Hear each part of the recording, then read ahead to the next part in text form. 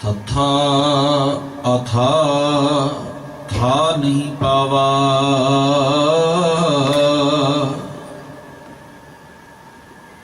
ओह अथा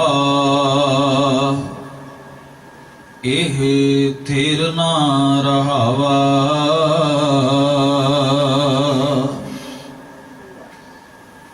थोड़े थाड़ थान के आरंभ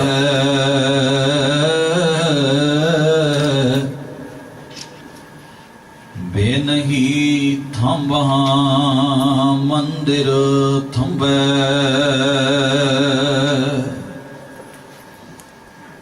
दद्दा देख जो बिन सनहारा।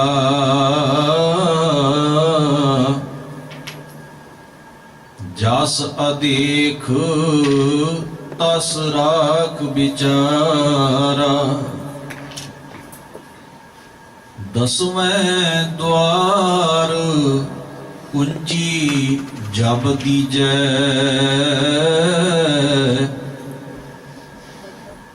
तो दयाल को दर्शन कीजै।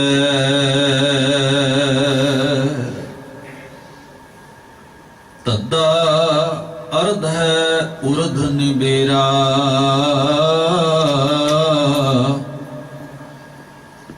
अर्ध है उर्दहा मांझ बसेरा। अर्दह शाड उर्द जो आवा। तो अर्ध है उर्ध मिलिया सुख पावा। नन्ना निस दिन निरखत जाई। निरखत नैन रहे रतवाई। निरखत निरखत जब जाए पावा। तब ले निरख निरख मिलावा। वाहिगुरु जी का खालसा वाहिगुरु जी की फतेह। परम सत्कारयोग सतगुरु गुरु ग्रंथ साहिब सच्चे पातशाह महाराज सतगुरां दे सजे हुए पावन दरबार दीयां हाजरियां भर रहे गुरु प्यारे सतसंगी जनों, अकाल पुरख वाहिगुरु जी ने अपार बख्शिश कृपा की है। सतगुरु महाराज की अमृतमयी पावन बाणी का कीर्तन गुरु दर दे सत्कारयोग कीर्तनी जथे पासों आप सरबत संगत बड़े ही अदब सत्कार सहित श्रवण कर रहे सी। भगत कबीर साहिब जी की उचारण की हुई पावन बाणी 52 अखरी राग गौड़ी दे विचों जिस दी लड़ीवार कथा विचार आप सरबत संगत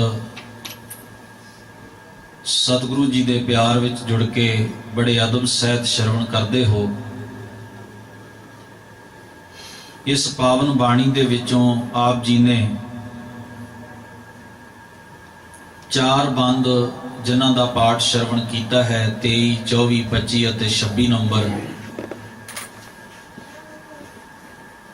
जदों गुरुदेव अपनी मुबारक बाणी विच उस सृष्टि दे सिरजणहार अकाल पुरख की गल करते हैं,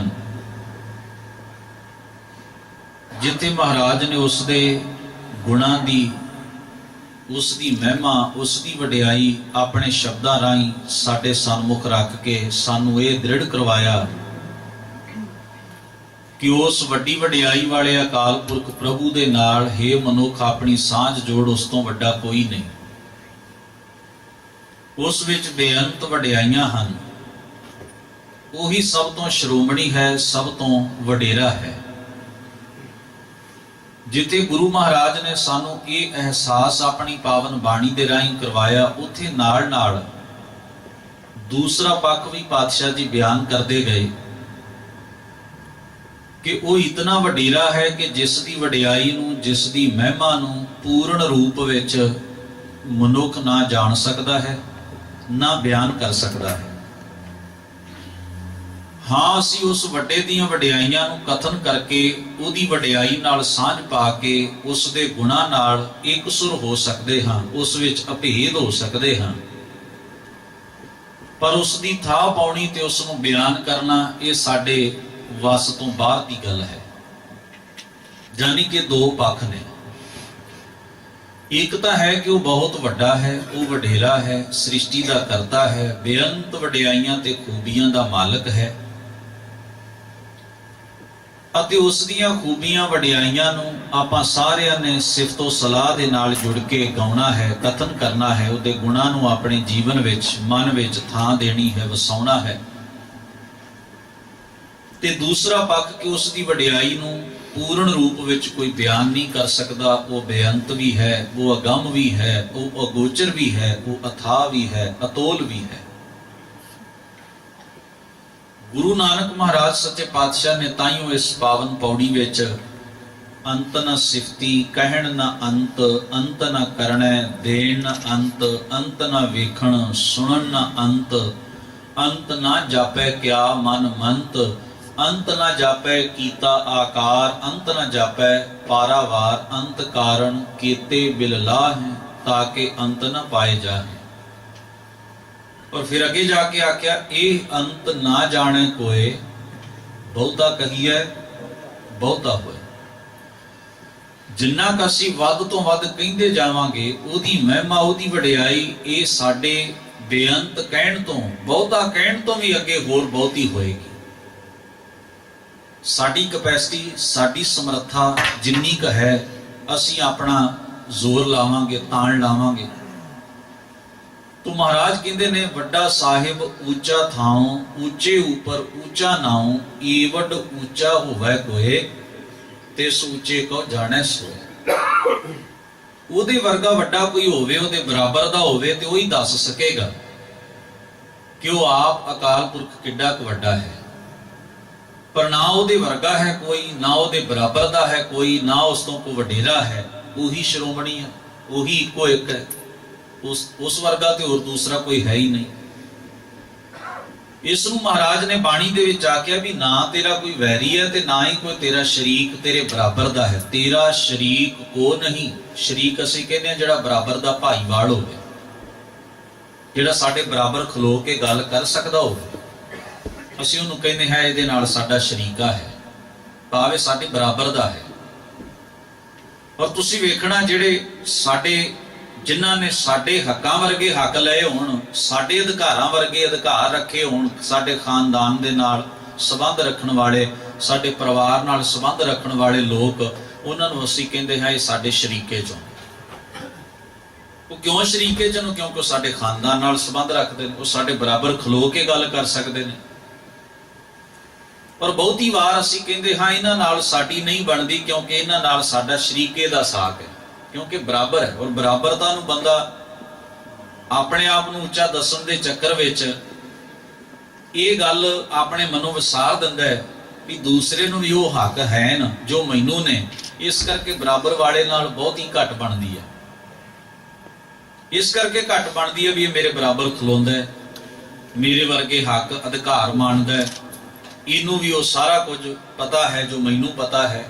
ਕਈ ਗੱਲਾਂ ਨੇ ਇਸ ਤਰ੍ਹਾਂ ਬਰਾਬਰਤਾ ਦੇ ਆਉਣ ਦੇ ਉੱਤੇ ਕੋਈ ਸਾਡਾ ਸ਼ਰੀਕ ਹੋਵੇ, ਸਾਡੇ ਬਰਾਬਰ ਹੋਵੇ, ਤੇ ਸਾਡੇ ਮਨ ਅੰਦਰ ਖੁੰਦਕ ਵੀ ਜਨਮ ਲੈ ਲੈਂਦੀ ਹੈ ਜੇ ਸਾਡੇ ਮਨ ਅੰਦਰ ਔਗਣ ਨੇ ਤਾਂ। ਪਰ ਗੁਰੂ ਮਹਾਰਾਜ ਕਹਿੰਦੇ ਹੈ, ਅਕਾਲ ਪੁਰਖ ਵਾਹਿਗੁਰੂ ਤੇਰਾ ਤੇ ਕੋਈ ਭਾਈਵਾਲ ਹੀ ਨਹੀਂ, ਤੇਰੇ ਵਰਗਾ ਤਾਂ ਕੋਈ ਹੋਰ ਹੀ ਨਹੀਂ ਜਿਹੜਾ ਤੇਰੀ ਬਰਾਬਰੀ ਕਰ ਸਕੇ। ਤੇ ਵੈਰੀ ਤੇ ਕੰਟਕ ਤਾਂ ਤੇਰਾ ਹੋਣਾ ਹੀ ਕੀ ਹੈ? ਤੇਰੇ ਨਾਲ ਵੈਰ ਕਾਰੀ ਕੌਣ ਸਕਦਾ ਹੈ? ਤੂੰ ਆਪ ਨਿਰਵੈਰ ਹੈ, ਔਰ ਤੇਰੇ ਨਾਲ ਵੈਰ ਪਗਾਉਣ ਦੀ ਤੇ ਨਿਭਾਉਣ ਦੀ ਕਿਸੇ ਵਿੱਚ ਸਮਰੱਥਾ ਹੀ ਨਹੀਂ। ਗਰੀਬ ਨਿਵਾਸ ਸਤਿਗੁਰੂ ਧੰਨ ਗੁਰੂ ਗ੍ਰੰਥ ਸਾਹਿਬ ਮਹਾਰਾਜ ਦੀ ਪਵਿੱਤਰ ਬਾਣੀ ਦੇ ਵਿੱਚ ਮਹਾਰਾਜ ਦਾ ਇੱਕ ਬਚਨ ਆਉਂਦਾ ਹੈ, ਅਸੀਂ ਸੁਖਮਨੀ ਸਾਹਿਬ ਜੀ ਦਾ ਪਾਠ ਕਰਦੇ ਹਾਂ, ਪੜ੍ਹਦੇ ਹਾਂ। 4 ਸ਼ਬਦ ਮਹਾਰਾਜ ਨੇ ਉਸ ਪੰਕਤੀ ਵਿੱਚ ਵਰਤੇ ਨੇ, ਬੇਸ਼ੁਮਾਰ, ਅਥਾਹ, ਅਗਨਤ, ਅਤੁੱਲ। ਸ਼ੁਮਾਰ ਦਾ ਅੰਤ ਵੀ, ਸ਼ੁਮਾਰ ਦਾ ਭਾਵ ਵੀ ਅੰਤ ਹੁੰਦਾ ਹੈ, ਕਿਸੇ ਚੀਜ਼ ਨੂੰ ਸ਼ੁਮਾਰ ਕਰ ਲੈਣਾ, ਜੋੜ ਲੈਣਾ ਜਾਂ ਉਹਦੀ ਗਿਣਤੀ ਤੈਅ ਕਰ ਲੈਣੀ। ਬੇਸ਼ੁਮਾਰ, ਅਥਾਹ, ਅਥਾਹ ਦਾ ਅਰਥ ਹੁੰਦਾ ਹੈ ਜਿਸ ਦੀ ਡੂੰਘਾਈ ਨੂੰ ਨਾ ਨਾਪਿਆ ਜਾ। ਥਾਹ ਪਾਉਣ ਦਾ ਅਰਥ ਹੁੰਦਾ ਹੈ ਕਿਸੇ ਚੀਜ਼ ਦੀ ਡੂੰਘਾਈ ਨਾਪ ਲਈ ਜਾਏ, ਉਹਨੂੰ ਅਸੀਂ ਕਹਿੰਦੇ ਅਸੀਂ ਇਹਦੀ ਧੁਰ ਤੱਕ ਇਹਦੀ ਥਾਹ ਪਾ ਲਈ ਹੈ, ਇਸ ਨੂੰ ਪੂਰਨ ਰੂਪ ਵਿੱਚ ਅਸੀਂ ਜਾਣ ਲਿਆ ਹੈ ਕਿ ਕਿੰਨਾ ਕੁ ਹੈ। ਤੇ ਜਦੋਂ ਉਹਦੇ ਨਾਲ ਐੜਾ ਸ਼ਬਦ ਲੱਗ ਜਾਏ ਉਹ ਬਣ ਜਾਂਦਾ ਹੈ ਅਥਾਹ, ਭਾਵ ਜਿਸ ਦੀ ਡੂੰਘਾਈ ਨੂੰ, ਜਿਸ ਦੀ ਸੰਪੂਰਨਤਾ ਨੂੰ ਤੁਸੀਂ ਜਾਣ ਨਹੀਂ ਸਕਦੇ, ਅਥਾਹ। ਤੀਸਰਾ ਸ਼ਬਦ ਵਰਤਾ ਹੈ ਅਗਨਤ, ਜਿਸ ਦੀ ਗਿਣਤੀ ਨਾ ਹੋ ਸਕੇ। ਚੌਥਾ ਸ਼ਬਦ ਵਰਤਾ ਹੈ ਅਤੁੱਲ, ਜਿਸ ਨੂੰ ਤੋਲਿਆ ਨਾ ਜਾ ਸਕੇ। ਸਾਡੇ ਕੋਲ ਕੁਝ ਪੈਮਾਨੇ ਹੁੰਦੇ ਨੇ, ਕੁਝ ਚੀਜ਼ਾਂ ਅਸੀਂ ਤੋਲ ਕੇ ਵੇਖ ਲੈਂਦੇ ਹਾਂ ਵੀ ਇਹਦਾ ਵਜ਼ਨ ਕਿੰਨਾ ਕੁ ਹੈ। ਕੁਝ ਚੀਜ਼ਾਂ ਅਸੀਂ ਗਿਣ ਕੇ ਉਹਨਾਂ ਨੂੰ ਸਮਝ ਲੈਂਦੇ ਹਾਂ ਵੀ ਕਿੰਨੀਆਂ ਕੁ ਨੇ। ਕੁਝ ਚੀਜ਼ਾਂ ਦੀ ਅਸੀਂ ਡੂੰਘਾਈ ਮਾਪ ਲੈਂਦੇ ਹਾਂ, ਜਿਵੇਂ ਪਾਣੀ ਨੂੰ ਤੋਲਿਆ ਨਹੀਂ ਮਾਪਿਆ ਜਾਂਦਾ ਹੈ। ਜ਼ਮੀਨ ਨੂੰ ਅਸੀਂ ਤੋਲ ਨਹੀਂ ਸਕਦੇ, ਮਾਪਦੇ ਹਾਂ। ਕੁਝ ਪਦਾਰਥ ਨੇ ਜਿਹੜੇ ਤੋਲਣ ਵਿੱਚ ਆਉਣਗੇ, ਕੁਝ ਪਦਾਰਥ ਨੇ ਜਿਹੜੇ ਗਿਣਤੀ ਵਿੱਚ ਆਉਣਗੇ, ਕੁਝ ਪਦਾਰਥ ਨੇ ਜਿਹੜੇ ਨਾਪੇ ਜਾਣਗੇ। ਔਰ ਇਹਨਾਂ ਸਾਰੀਆਂ, ਇਹ ਸਾਡੇ ਜਿਹੜੇ ਪੈਮਾਨੇ ਨੇ ਸੰਸਾਰ ਦੇ, ਵੀ ਗਿਣ ਲਓ, ਤੋਲ ਲਓ, ਮਿਣ ਲਓ, ਇਹ ਸਾਰੇ ਪੈਮਾਨੇ ਉਸ ਸੱਤਾ ਦੇ ਉੱਤੇ ਲਾਗੂ ਨਹੀਂ ਹੁੰਦੇ, ਕਿਉਂਕਿ ਸਾਡੇ ਮਾਪ ਦੀ ਵੀ ਕੋਈ ਸੀਮਾ ਹੈ, ਸਾਡੇ ਗਿਣਨ ਦੀ ਵੀ ਕੋਈ ਹੱਦਬੰਦੀ ਹੈ, ਹਿੰਦਸੇ ਨੇ। ਔਰ ਸਾਡਾ ਨਾਪਣ ਦੇ ਵੀ ਕੁਝ ਪੈਮਾਨੇ ਨੇ, ਜਿੱਥੇ ਜਾ ਕੇ ਉਹ ਪੈਮਾਨੇ ਮੁੱਕ ਜਾਂਦੇ ਹਨ। ਸੰਸਾਰ ਵੱਲ ਹੀ ਅਸੀਂ ਝਾਤ ਮਾਰੀਏ, ਕੁਦਰਤ ਨੂੰ ਸੰਪੂਰਨ ਰੂਪ ਵਿੱਚ ਅਸੀਂ ਨਾਪਣਾ, ਤੋਲਣਾ ਤੇ ਗਿਣਨਾ, ਇਹ ਸਾਡੇ ਵੱਸੋਂ ਬਾਹਰ ਦੀ ਗੱਲ। ਇਸ ਵਾਸਤੇ ਧੰਨ ਗੁਰੂ ਗ੍ਰੰਥ ਸਾਹਿਬ ਜੀ ਨੇ ਇੱਕ ਸ਼ਬਦ ਹੋਰ ਬਾਣੀ ਦੇ ਵਿੱਚ ਵਰਤਿਆ, ਨਾਲ ਇਸ ਪੰਕਤੀ ਦੇ ਇਹ ਵੀ ਪੰਕਤੀ ਸਤਿਗੁਰਾਂ ਨੇ ਉਚਾਰਨ ਕੀਤੀ ਵੀ ਜਿਉਂ ਬੁਲਾਵੋ ਤਿਉਂ ਨਾਨਕ ਦਾਸ ਬੋਲੇ। ਇਹਦਾ ਭਾਵ ਹੈ ਵੀ ਤੂੰ ਹੈ ਤਾਂ ਬੇਸ਼ੁਮਾਰ, ਅਥਾਹ, ਅਗਨਤ ਤੇ ਅਤੋਲ, ਪਰ ਮੈਂ ਤੇਰੇ ਬਾਰੇ ਜਿਹੜੀ ਗੱਲ ਕਹਿ ਰਿਹਾ ਨਾ, ਤੇਰੀ ਵਡਿਆਈ, ਤੇਰੀ ਸਿਫਤ ਕਰ ਰਿਹਾ, ਇਹ ਵੀ ਮੈਂ ਕੋਈ ਆਪਣੀ ਤਾਕਤ ਨਾਲ ਨਹੀਂ ਕਹਿ ਰਿਹਾ।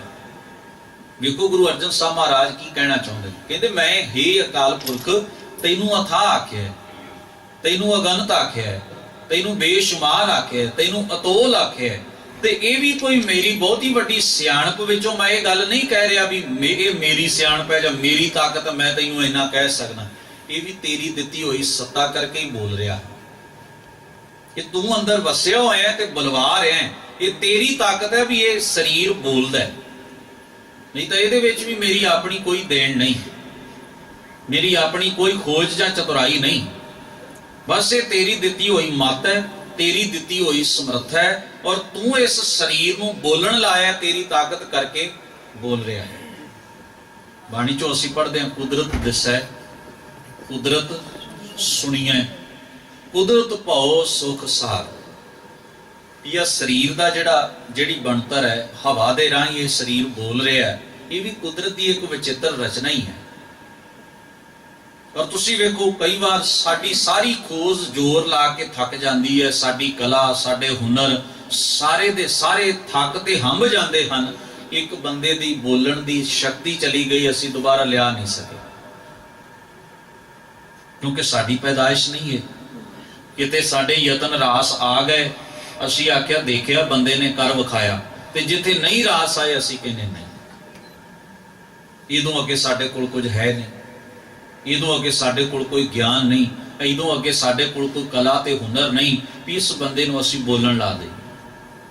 ਜਿੱਥੋਂ ਤੱਕ ਕਿਸੇ ਮਨੁੱਖ ਨੂੰ ਇਹ ਰੋਗ ਸੀ ਵੀ ਅਸੀਂ ਉਹਨੂੰ ਦਿਖਾਈ ਘੱਟ ਦਿੰਦਾ ਜਾਂ ਨਹੀਂ ਸੀ ਦਿੰਦਾ, ਸਾਡੀ ਕਲਾ ਨੇ ਕਿਸੇ ਨੂੰ ਵੇਖਣ ਲਾ ਦਿੱਤਾ ਹੋਏਗਾ, ਉਹ ਵੀ ਅਸੀਂ ਕੁਦਰਤ ਚੋਂ ਲੱਭੀ ਕਲਾ ਵੀ ਕੀ ਹੋ ਸਕਦਾ ਇਹਦਾ। ਪਰ ਬਹੁਤ ਸਾਰੇ ਐਸੇ ਵੀ ਹੋਣਗੇ ਜਿੱਥੇ ਸਾਡੇ ਹੁਨਰ ਕੋਈ ਕੰਮ ਨਹੀਂ ਆਏ, ਉੱਥੇ ਅਸੀਂ ਕਹਿੰਦੇ ਨਹੀਂ ਇਹ ਹੁਣ ਹੈ ਹੀ ਨਹੀਂ, ਹੋ ਹੀ ਨਹੀਂ ਸਕਦਾ, ਪੋਸੀਬਲ ਹੀ ਨਹੀਂ। ਕਿਉਂ ਨਹੀਂ? ਕਿਉਂਕਿ ਸਾਡੇ ਜਿੰਨੇ ਵੀ ਹੁਨਰ ਨੇ, ਤਜਰਬੇ ਨੇ, ਔਰ ਸਾਡੀਆਂ ਘਾਲਨਾਵਾਂ ਨੇ, ਉਹ ਉਹਦੀ ਚੀਜ਼ ਨੂੰ ਦੁਬਾਰਾ ਵਾਪਸ ਨਹੀਂ ਉਹਦੇ ਅੰਦਰ ਲਿਆ ਸਕੀਆਂ, ਕਿਉਂਕਿ ਕੁਦਰਤ ਦਾ ਜੋ ਨਿਯਮ ਹੈ ਉਹ ਅਸੀਂ ਬਦਲ ਨਹੀਂ ਸਕਦੇ। बहुत सारियां ऐसियां गल्लां हैं।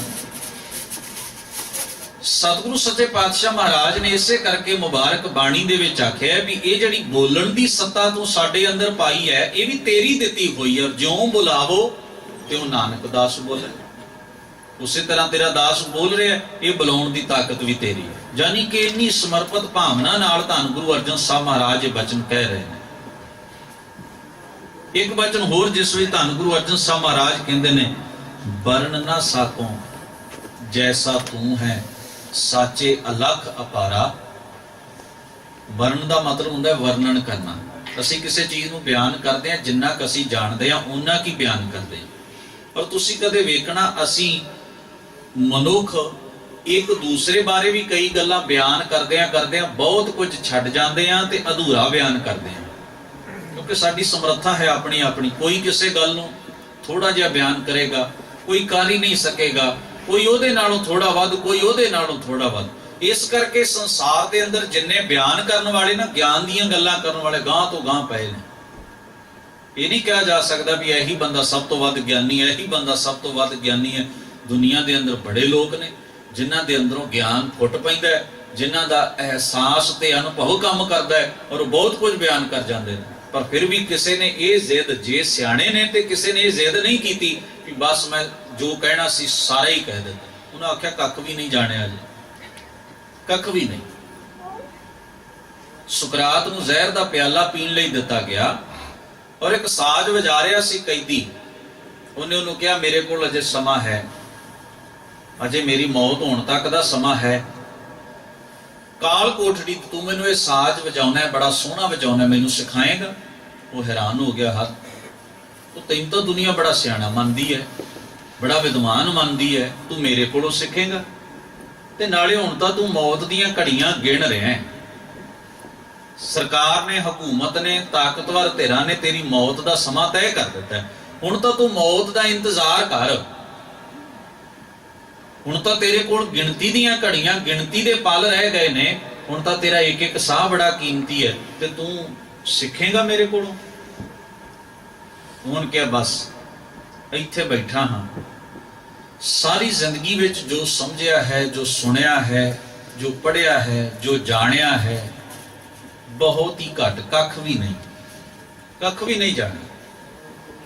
सारा कुछ समझण तो बाद ये समझ आई है कि इन्ना संसार ज्ञान नाल, सोझी नाल, जानकारी नाल भरिया कि असीं उहदे चों कख एक बूंद मात्र, जिवें समुंदर चों बूंद कढ लईए ना, एक ते समुंदर घट नहीं जाता ते उहदे च एक बूंद पानी दी सुट दिओ ते उछल नहीं पैंदा।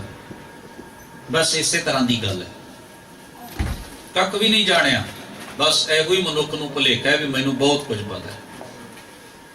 गरीब नवाज सतगुरु सच्चे पातशाह इसे करके कहते ने, वर्ण ना साकों, असीं वर्णन करते हाँ जो जिन्ना क साडी बुद्धि काम करदी, जिन्नी क साडी परसेंटेज है साडे दिमाग दी, साडे ब्रेन दी, असीं अपने ब्रेन दिमाग दे हिसाब नाल किसी गल नूं बयान करते हैं, सोचते हाँ, समझते हाँ, विचारते हैं, फिर गल कहते हैं।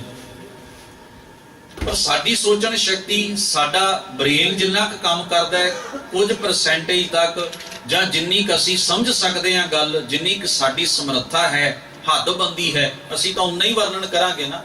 अपनी बुद्धि तो वध ते असीं कोई चीज़ बयान नहीं कर सकते।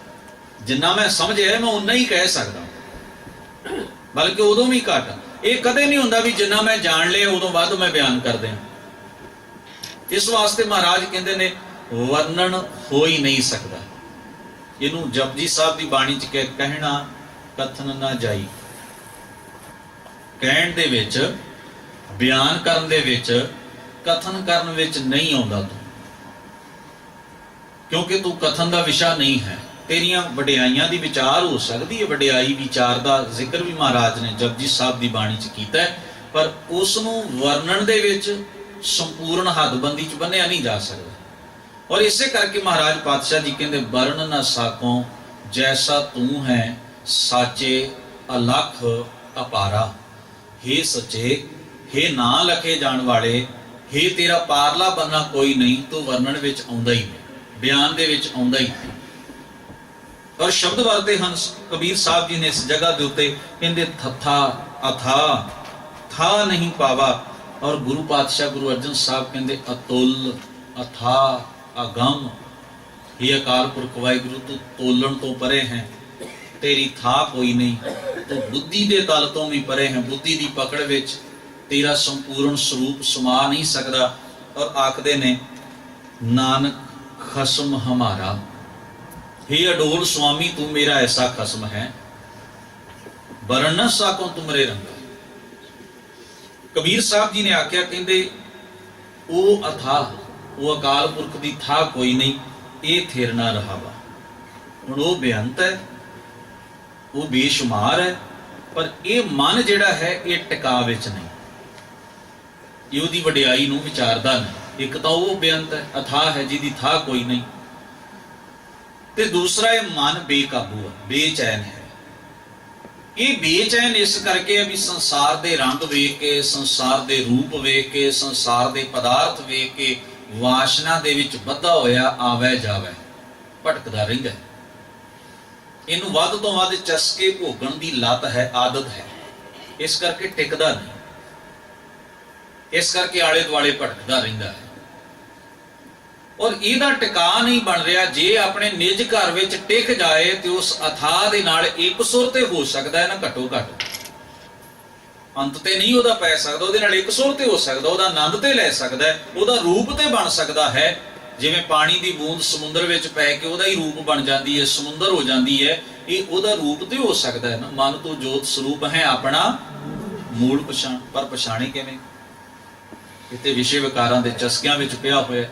एक विगड़े हुए बच्चे नूं उहदे मां बाप कहिंदे ने कुछ होश कर, सारा दिन भटकदा रहिंदा है, सारा दिन बदबख्तियां करदा है, सारा दिन औगण कमाउंदा रहिंदा है, विषय विकार भुगदा है, अपना किरदार नीवा करदा है। जरा ध्यान मार तू किस खानदान नाल संबंध रखदा है, जरा अपने पिछोकड़ विच वेख तू है कौन।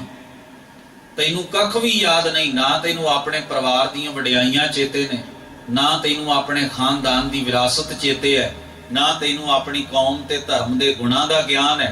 ते ये सारा कुछ एहसास भुला के तू किन्ना कुकर्मां दे विच पिया होया है, तैनू लज्जा होनी चाहिए है। वास्ता पाया जाता है, उस बच्चे नूं एहसास कराउण वास्ते दस्सिया जाता है भी तू की है, आपदा पिछोकड़ ते वेख, अपना मूल मुੱਢ ते वेख की है। मन नूं समझा रहे ने गुरु महाराज, मन तू जोत स्वरूप है, तैनू एहसास है भी तू है की। अपना मूल पछाण, अपने मुੱਢ की पहचान कर, अपने बेस नूं समझ, अपनी जड़ नूं पकड़। मन हर जी तेरे नाल है, हे मन वो हरि तेरे नाल है, सदा ही तेरे अंग संग है, तू उसे दा ही अंश है। गुरमती रंग मान, गुरु दी मत लै ते उस रब्बी प्यार नूं मानना शुरू कर, रब्बी प्यार नूं जी, रब्बी प्यार नूं हंडा, रब दे प्यार वाला अपना सुभाव बना। ये मन तू ते भटक रहा है, चलाकियां विच है, ये मन चंचला चतुराई किने ना पाए। सतगुरु पातशाह जी बख्शिश करदे कहंदे ने थोड़ा थाल थानक आरंभ है। मन भटक रहा है ते करदा की है, जिवें किसी कोल थां थोड़ा होवे ते मकान दी नींह वड्डी रखण दी सोच रहा होवे, हुण जगह घट है तो उस हिसाब नाल ही मकान बनेगा ना, बिल्डिंग उस हिसाब नाल ही बनेगी ना। जगह थोड़ी है, मकान वड्डा बना रहे हैं, थोड़ी जगह दे उत्ते प्लैनिंग ज्यादा हो रही है कि जगह दी लंबाई ते चौड़ाई घट है, पर जिहड़ी बिल्डिंग बनाउण दी सोच रहे हो ज्यादा, उहदे लई जगह भी तो चाहिदी है ना। ਇਹਦਾ ਭਾਵ ਹੈ जीवन का समा बहुत घट है ते पसारे बहुत ज्यादा ने, पूरे नहीं होंगे, तोड़ नहीं चढ़ती गल, निपड़ती नहीं किसी पासे। धन सतगुरु गुरु हरगोबिंद साहब महाराज कीरतपुर साहब बगीचे विच एक जगह ते बैठे हुए सन। कुछ संगी उन्हां दे सेवक संगत कोल बैठी हुई, कुछ विचारां हो रही ने। साहिबजादा हर राय साहब जी बगीचे विच टहलण वास्ते आए, बड़ा खुला चोगा पाया होया। जदों लंघे ते एक कलियां दा बूटा सी जिहदे उत्ते कलियां लगियां और खिड़ियां होईयां सन, बड़ियां सोहणियां लग रही सन। ਚੋਗਾ ਅੜ ਗਿਆ ਤੇ ਕੁਝ ਕਲੀਆਂ ਟੁੱਟ ਕੇ ਜ਼ਮੀਨ ਤੇ ਡਿੱਗ ਪਈਆਂ। ਸਾਹਿਬਜ਼ਾਦਾ ਜੀ ਅੱਗੇ ਲੰਘ ਗਏ। ਗੁਰੂ ਹਰਗੋਬਿੰਦ ਸਾਹਿਬ ਮਹਾਰਾਜ ਪਾਤਸ਼ਾਹ ਤੱਕ ਰਹੇ ਸਨ। ਜਦੋਂ ਉਹ ਸੈਰ ਕਰਦੇ ਟਹਿਲਦੇ ਨੇੜੇ ਆਏ, ਸਤਿਗੁਰਾਂ ਨੇ ਇਸ਼ਾਰਾ ਕੀਤਾ। ਸਾਹਿਬਜ਼ਾਦਾ ਹਰ ਰਾਏ ਸਾਹਿਬ ਸਤਿਗੁਰੂ ਦੇ ਕੋਲ ਆਏ। ਹੁਕਮ ਮਹਾਰਾਜ। ਮਹਾਰਾਜ ਨੇ ਬੜੇ ਪਿਆਰ ਨਾਲ ਕੋਲ ਬਿਠਾ ਕੇ ਬੜੀ ਵੱਡੀ ਗੱਲ ਕਹੀ। ਕਹਿਣ ਲੱਗੇ, ਪੁੱਤਰ, ਚੋਗਾ ਬਹੁਤ ਖੁੱਲਾ ਪਹਿਨਿਆ ਹੈ। ਮਨੁੱਖ ਨੂੰ ਓਨਾ ਹੀ ਪਹਿਨਣਾ ਚਾਹੀਦਾ ਜਿੰਨਾ ਉਹ ਸੰਭਾਲ ਸਕੇ। ਜਿਹੜੀ ਚੀਜ਼ ਸੰਭਾਲੀ ਨਾ ਜਾ ਸਕੇ ਉਹ ਆਪਣੇ ਲਈ ਵੀ ਮੁਸੀਬਤ ਪੈਦਾ ਕਰਦੀ ਹੈ, ਦੂਸਰੇ ਲਈ ਵੀ ਤਕਲੀਫ ਤੇ ਦੁੱਖ ਪੈਦਾ ਕਰਦੀ ਹੈ। ਗੱਲ ਕੋਈ ਨਹੀਂ, ਖੁੱਲਾ ਚੋਗਾ ਕੋਈ ਪਹਿਨ ਲਵੇ ਨਾ ਪਹਿਨੇ, ਗੱਲ ਇਹ ਨਹੀਂ ਹੈ। ਕੀ ਨੇ 2-4 ਕਲੀਆਂ ਟੁੱਟ ਗਈਆਂ, ਇਹ ਵੀ ਕੋਈ ਬਹੁਤਾ ਵੱਡਾ ਮਸਲਾ ਨਹੀਂ। ਪਰ ਜਦੋਂ ਮਹਾਰਾਜ ਸੱਚੇ ਪਾਤਸ਼ਾਹ ਨੇ ਕੋਈ ਗੱਲ ਸਮਝਾਉਣੀ ਤਾਂ ਦ੍ਰਿਸ਼ਟਾਂਤ ਦੇਣਾ, ਉਦਾਹਰਣ ਦੇਣਾ, ਔਰ ਉਹਨਾਂ ਦੇ ਸਾਹਮਣੇ ਤੇ ਪ੍ਰਤੱਖ ਉਦਾਹਰਣ ਵਾਪਰ ਗਈ। ਜਾਨੀ ਕਿ ਮਾਨਸਿਕ ਆਤਮਿਕ ਤਿਆਰੀ ਗੁਰੂ ਆਪਣੇ ਸਿੱਖ ਦੀ ਕਰਵਾਉਂਦੇ। ਤੁਸੀਂ ਬਾਣੀ ਨੂੰ ਪੜ੍ਹੋ, ਬਾਣੀ ਦੇ ਵਿੱਚ ਵੀ ਆਮ ਉਦਾਹਰਣਾਂ ਦੇ ਕੇ ਨਾ ਗੁਰੂ ਪਾਤਸ਼ਾਹ ਨੇ ਬਹੁਤ ਵੱਡਾ ਸੁਨੇਹਾ ਸਾਡੇ ਨਾਲ ਸਾਂਝਾ ਕੀਤਾ। ਬਹੁਤ ਵੱਡੀ ਵਿਚਾਰ ਸਤਿਗੁਰਾਂ ਨੇ ਸਾਨੂੰ ਆਮ ਜਨ ਸਧਾਰਨ ਦੀ, ਖੇਤੀ ਦੀਆਂ ਉਦਾਹਰਣਾਂ ਦੇ ਕੇ, ਲੋਹਾਰੇ ਤਰਖਾਣੇ ਦੇ ਕਿੱਤੇ ਦੀਆਂ ਉਦਾਹਰਣਾਂ ਦੇ ਕੇ,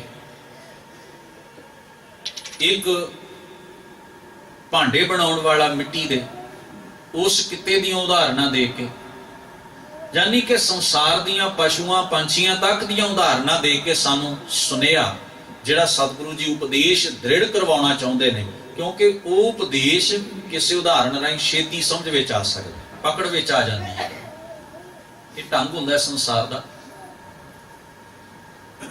ਗੁਰੂ ਹਰਗੋਬਿੰਦ ਸਾਹਿਬ ਮਹਾਰਾਜ ਕਹਿਣ ਲੱਗੇ, ਪੁੱਤਰ ਜੀ, ਦਾਮਨ ਨੂੰ ਹਮੇਸ਼ਾ ਸੰਕੋਚ ਕੇ ਚੱਲੀਏ ਜੀਵਨ ਵਿੱਚ। ਜਿੰਨਾ ਦਾਮਨ ਪਸਾਰੋਗੇ, ਜਿੰਨਾ ਤੁਹਾਤੋਂ ਸਾਂਭਿਆ ਨਹੀਂ ਜਾਏਗਾ, ਤੁਹਾਡੇ ਲਈ ਵੀ ਮੁਸ਼ਕਲ ਖੜੀ ਕਰੇਗਾ, ਦੂਸਰੇ ਲਈ ਵੀ ਦੁੱਖ ਤੇ ਤਕਲੀਫ ਪੈਦਾ ਕਰੇਗਾ।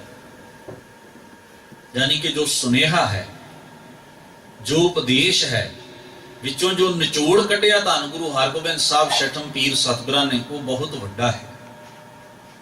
ਔਰ ਸਾਡੇ ਜੀਵਨ ਦੀ ਸਭ ਤੋਂ ਵੱਡੀ ਗੱਲ ਹੀ ਇਹ ਹੈ ਵੀ ਅਸੀਂ ਆਪਣੀ ਸੁਰਤ ਦਾ ਪਸਾਰਾ, ਮਨ ਦੇ ਖੁਰਲਿਆਂ ਦਾ ਪਸਾਰਾ ਇੰਨਾ ਪਸਾਰ ਲੈਂਦੇ ਹਾਂ ਵੀ ਪੋਸੀਬਿਲਿਟੀ ਹੀ ਨਹੀਂ ਹੁੰਦੀ ਵੀ ਉਹ ਸਾਰੇ ਦੇ ਸਾਰੇ ਪੂਰੇ ਹੋਣ, ਤੋੜ ਚੜ ਜਾਣ। ਤੇ ਜਿਹੜੇ ਪੂਰੇ ਨਾ ਹੋਏ ਉਹਨਾਂ ਨਾਲ ਕੀ ਹੋਏਗਾ? ਫਿਰ ਦੁੱਖ ਹੀ ਹੋਏਗਾ ਨਾ, ਤਕਲੀਫ ਹੋਏਗੀ। ਹਾਏ ਮੇਰੀ ਆਹ ਗੱਲ ਪੂਰੀ ਨਹੀਂ ਹੋਈ, ਮੇਰਾ ਉਹ ਵਿਚਾਰ ਪੂਰਾ ਨਹੀਂ ਹੋਇਆ, ਮੈਂ ਜੋ ਸੋਚਿਆ ਸੀ ਉਵੇਂ ਨਹੀਂ ਹੋਇਆ। ਹਰ ਮਨੁੱਖ ਇਸ ਚਾਹੁੰਦਾ ਹੈ ਜੋ ਮੈਂ ਸੋਚਦਾ ਹਾਂ ਉਹੋ ਹੀ ਹੋਣਾ ਚਾਹੀਦਾ ਹੈ, ਔਰ ਸਾਡੀਆਂ ਸੋਚਾਂ ਹੀ ਆਪਸ ਵਿੱਚ ਟਕਰਾ ਜਾਂਦੀਆਂ ਨੇ। ਤੁਸੀਂ ਵੇਖਣਾ ਸਾਡੇ ਖੁਰਨੇ ਹੀ ਆਪਸ ਵਿੱਚ ਟਕਰਾ ਜਾਂਦੇ। ਇੱਕ ਤਾਂ ਹੈ ਨਾ ਕੁਦਰਤੀ ਤੌਰ ਤੇ ਕੁਝ ਐਸਾ ਨਹੀਂ ਹੋਇਆ ਜੋ ਅਸੀਂ ਸੋਚਿਆ, ਕਈ ਵਾਰ ਸਾਡੇ ਆਪਸ ਵਿੱਚ ਹੀ ਹਿੱਤ ਟਕਰਾ ਜਾਂਦੇ ਨੇ, ਗੱਲ ਬਣਦੀ ਨਹੀਂ। ਇੱਕ ਪਰਿਵਾਰ ਦੇ ਜੇ 4 ਜਾਂ 5 ਜਾਂ 6 ਜਿੰਨੇ ਵੀ ਜੀ ਨੇ ਪਰਿਵਾਰ ਦੇ ਮੈਂਬਰ ਨੇ, ਤੁਸੀਂ ਵੇਖੋ ਕਈ ਵਾਰ ਉਹਨਾਂ ਦੇ ਆਪਸ ਵਿੱਚ ਹਿੱਤ ਟਕਰਾ ਗਏ। ਉਹਨੇ ਕਿਹਾ ਮੈਂ ਇਹ ਸੋਚਿਆ ਸੀ, ਤੁਸੀਂ ਕੀਤਾ ਕਿਉਂ ਨਹੀਂ? ਮੈਂ ਕਿਹਾ ਸੀ। ਉਹ ਕਹਿੰਦੇ ਨੇ ਅਸੀਂ ਤੇਰੇ ਕੋਲ ਬੱਜੇ ਥੋੜਾ, ਤੈਨੂੰ ਸਲਾਹ ਕਰਨੀ ਚਾਹੀਦੀ ਸੀ। 6 ਦੇ 6 ਬੰਦੇ ਹੀ ਆਪਣੇ ਆਪਣੇ ਖਿਆਲਾਂ ਮੁਤਾਬਕ ਚੱਲਣ ਦੀ ਕੋਸ਼ਿਸ਼ ਕਰ ਰਹੇ ਨੇ, ਕੋਈ ਸਾਂਝੀ ਰਾਏ ਬਣਾਉਣ ਦੀ ਕੋਸ਼ਿਸ਼ ਨਹੀਂ ਕਰ ਰਿਹਾ, ਐਡਜਸਟਮੈਂਟ ਨਹੀਂ ਕਰ ਰਿਹਾ। ਤਾਂ ਕੀ ਹੋਏਗਾ? ਸੋਚੋ ਜ਼ਰਾ, ਆਪਾ ਤਾਂ ਵੀ ਹੋਏਗੀ, ਰੌਲਾ ਵਧੇਗਾ। ਇੱਕ ਦੂਸਰੇ ਦੇ ਪ੍ਰਤੀ ਜਿਹੜੀ ਭਾਵਨਾ ਹੈ ਮਨ ਅੰਦਰ, ਉਹ ਗੁੱਸੇ ਵਾਲੀ ਪੈਦਾ ਹੋਏਗੀ ਵੀ ਇਹਨ ਮੇਰੀ ਨਹੀਂ ਮੰਨੀ, ਦੂਜੇ ਆਖਣਾ ਮੇਰੀ ਨਹੀਂ ਸੁਣੀ ਗਈ, ਤੀਜੇ ਨੇ ਆਖਣਾ ਮੇਰੀ ਨਹੀਂ ਮੰਨੀ ਗਈ, ਚੌਥੇ ਨੇ ਆਖਣਾ ਮੇਰੀ ਰਾਏ ਨਹੀਂ ਲਈ ਗਈ। ਪ੍ਰੋਬਲਮ ਕ੍ਰੀਏਟ ਹੋ ਗਈ। ਇਹੀ ਹਾਲ ਪਰਿਵਾਰ ਤੋਂ ਨਿਕਲ ਕੇ ਸਮਾਜ ਦਾ, ਇਹੋ ਹੀ ਹਾਲ ਕੌਮਾਂ ਦਾ, ਇਹੋ ਹੀ ਹਾਲ ਦੇਸ਼ਾਂ ਦਾ। ਵੱਡੇ ਪੱਧਰ ਉੱਤੇ ਇਸੇ ਤਰ੍ਹਾਂ ਗੱਲ ਚੱਲਦੀ ਜਾਂਦੀ ਹੈ। ਕਿਸੇ ਸਾਂਝੀ ਰਾਏ ਉੱਤੇ ਬੰਦਾ ਖਲੋਣ ਲਈ ਜਦੋਂ ਤਿਆਰ ਨਾ ਹੋਵੇ, ਕਿਸੇ ਨੂੰ ਪੁੱਛਿਆ ਨਾ ਜਾਏ ਜਾਂ ਦੱਸਿਆ ਨਾ ਜਾਏ, ਇੱਥੇ ਇੱਕ ਪ੍ਰੋਬਲਮ ਬਣਦੀ ਬਹੁਤ ਵੱਡੀ ਬਣ ਜਾਂਦੀ ਹੈ। ਕਿਉਂਕਿ ਸਾਡੇ ਹਿੱਤ ਟਕਰਾ ਜਾਂਦੇ। ਜੋ ਮੈਂ ਚਾਹੁੰਦਾ ਹਾਂ ਦੂਸਰਾ ਉਵੇਂ ਨਹੀਂ ਚਾਹੁੰਦਾ, ਜਿਵੇਂ ਤੀਸਰਾ ਚਾਹੁੰਦਾ ਉਵੇਂ ਅਸੀਂ ਦੋਵੇਂ ਨਹੀਂ ਚਾਹੁੰਦੇ। ਗੱਲ ਇੱਥੇ ਕਾ ਕੇ ਉਲਝ ਜਾਂਦੀ ਹੈ। ਇਹ ਸੁਲਝਣ ਦੇ ਵਿੱਚੋਂ ਹੀ ਫਿਰ ਵੰਡਾਂ ਪੈਦਾ ਹੁੰਦੀਆਂ ਨੇ, ਇਹ ਸੁਲਝਣ ਦੇ ਵਿੱਚੋਂ ਹੀ ਧੜੇ ਬਣ ਜਾਂਦੇ ਨੇ, ਇਸ ਉਲਝਣ ਦੇ ਵਿੱਚੋਂ ਹੀ ਅਸੀਂ ਸਾਰੇ ਅਲੱਗ-ਅਲੱਗ ਆਪੋ ਆਪਣਾ ਢਾਂਚਾ ਖੜਾ ਕਰਕੇ ਚੱਲ ਪੈਂਦੇ। ਸਾਂਝੀ ਰਾਏ ਨਹੀਂ ਬਣੀ। इस करके भी मैं मेरी जिद यह है भी जो मैं सोचा वो ही होवे। दूसरा चाहता नहीं नहीं जो मैं कह देता उस हिसाब नाल चलो, तो सांझी राय किवें बनेगी? इस वास्ते किसी नूं कोई गल छड्डनी पएगी, किसी नूं कोई गल मननी पएगी। इनू सम्मति कहंदे ने भी आपसी सहमति बन गई, साडा इस जगह ते विचार रल गया। इहदे लई एक प्रोसैस विचों लंघना पैंदा कि तुसीं गल कहो भी, तुसीं गल सुनन दा मादा भी रखो, फिर उस विचों निचोड़ कड्डो, सांझी गल। इहदे वास्ते एक प्रोसैस है, एक मेहनत है जिहदे विचों मनुख नूं लंघना पैंदा। और जिहड़े लोग इस मेहनत तो डरदे ने ना, वो बखेड़ियां च पै के ज्यादा मेहनत करदे ने, वो वड्डे बखेड़ियां च पै के उलझ के अपनी सारी शक्ति नष्ट कर लैंदे ने, पर किसी जगह नहीं पहुंचते। ਅਸੀਂ ਪੁਰਾਤਨ ਸਿੱਖਾਂ ਦਾ ਇਤਿਹਾਸ ਪੜ੍ਹਦੇ ਹਾਂ, ਉਹ ਉਸ ਵੇਲੇ ਜਥੇ ਹੁੰਦੇ ਸਨ, ਜਥਿਆਂ ਦੇ ਜਿਹੜੇ ਆਗੂ ਸਨ ਉਹ ਇਕੱਠੇ ਹੋ ਕੇ, ਜਿਵੇਂ ਅੱਜ ਸਰਬੱਤ ਖਾਲਸੇ ਦੀ ਗੱਲ ਚੱਲਦੀ ਹੈ। ਪਰ ਇਹਦੇ 'ਚ ਇੱਕ ਪ੍ਰੋਬਲਮ ਹੈ, ਬੜੀ ਵੱਡੀ ਪ੍ਰੋਬਲਮ। ਉਹ ਪ੍ਰੋਬਲਮ ਕੀ ਹੈ ਵੀ ਹਰ ਧੜਾ ਚਾਹੇਗਾ ਵੀ ਮੇਰੀ ਗੱਲ ਨੂੰ ਮੰਨਿਆ ਜਾਏ। ਤਾਂ ਸੰਮਤੀ ਕਿੱਥੇ ਬਣਾਓਗੇ? ਕਿਹੜੀ ਵਿਸ਼ੇ ਉੱਤੇ ਬਣਾਓ? ਕਿਸੇ ਗੱਲ ਉੱਤੇ ਤਾਂ ਤੁਹਾਨੂੰ ਖਲੋਣਾ ਪਏਗਾ ਨਾ। ਉਹਦਾ ਇੱਕ ਕਾਰਨ ਹੈ ਵੀ ਅਸੀਂ ਇਹ ਸੋਚਣ ਦੀ ਬਜਾਏ ਕਿ ਅਸੀਂ ਅੱਗੇ ਕਿਵੇਂ ਵੱਧ ਸਕਦੇ ਹਾਂ, ਅਸੀਂ ਇਹ ਜ਼ਿਆਦਾ ਸੋਚਣ ਲੱਗ ਪਏ ਹਾਂ ਵੀ ਮੇਰੀ ਅਗਵਾਈ ਵਿੱਚ ਸਾਰੇ ਅੱਗੇ ਵਧਣ। ਇੱਥੇ ਮੁਸ਼ਕਲ ਹੈ ਵੀ ਅਸੀਂ ਸਾਰੇ ਅੱਗੇ ਵਧੀਏ। ਇਹ ਸੋਚਣ ਦੀ ਬਜਾਏ ਨਾ ਅਸੀਂ ਸਾਰੇ ਇਹ ਸੋਚਣ ਲੱਗ ਪਏ ਹਾਂ ਵੀ ਅੱਗੇ ਤੇ ਵਧਣ ਲੋਕ ਸਾਰੇ ਹੀ, ਪਰ ਮੇਰੀ ਅਗਵਾਈ ਵਿੱਚ ਵਧਣ, ਤਾਂ ਕਿ ਇਤਿਹਾਸ ਇਹ ਲਿਖੇ ਵੀ ਫਲਾਣੇ ਬੰਦੇ ਨੇ ਸਾਨੂੰ ਸਾਰਿਆਂ ਨੂੰ ਅੱਗੇ ਖੜਿਆ। ਇੱਥੇ ਇਹ ਹਉਮੈ ਦੀ ਸੂਖਮ ਜਿਹੜੀ ਭਾਵਨਾ ਸਾਡੇ ਅੰਦਰ ਹੈ ਨਾ, ਭਲਾ ਕਰਦੇ ਹੋਇਆ ਵੀ ਅਸੀਂ ਆਗੂ ਬਣ ਕੇ ਚਾਹੁੰਦੇ ਹਾਂ ਵੀ ਨਾਮ ਸਾਡਾ ਚਮਕੇ, ਵਧਣ ਸਾਰੇ ਹੀ ਅੱਗੇ। ਭਲਾ ਅਸੀਂ ਚਾਹੁੰਦੇ ਹਾਂ, ਇਹਦੇ 'ਚ ਕੋਈ ਸ਼ੱਕ ਨਹੀਂ। ਸਾਡੀ ਸਾਰਿਆਂ ਦੀ ਮਤ ਹੈ ਵੀ ਅਸੀਂ ਅੱਗੇ ਵਧੀਏ, ਤਰੱਕੀ ਕਰੀਏ, ਸਾਡੀਆਂ ਮੁਸ਼ਕਲਾਂ ਦੂਰ ਹੋਣ, ਸਭ ਕੁਝ ਅਸੀਂ ਸਾਰੇ ਚਾਹੁੰਦੇ ਹਾਂ। ਸਾਡੇ ਅੰਦਰ ਇਹ ਭਲੇ ਦੀ ਗੱਲ ਹੈ, ਹਰ ਕੋਈ ਚਾਹੁੰਦਾ ਹੈ।